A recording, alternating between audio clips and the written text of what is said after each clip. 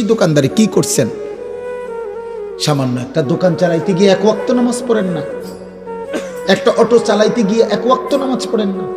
আরে গাদ্দার, মাত্র একটা অটো চালাই আল্লাহর সাথে এত বড় গাদ্দারি, তুমি বিমান চালাইলে কি করতাম? তো শক্ত গাদ্দার, বুঝেন না আপনি কথা? সামান্য একটা অটো চালায় এই গাদ্দারে এক ওয়াক্ত নামাজ পড়ে না, এই গাদ্দার বিমান চালাইলে কি করবে?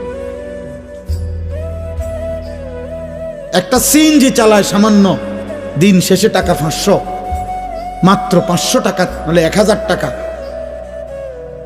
মাস শেষে নাহলে 25,000 টাকা কামাই করছে। মাত্র 25,000 টাকার নাফরমানে তো অহংকারী, এত বড় আসমানওয়ালাকে বৃদ্ধাঙ্গুলি দেখায়।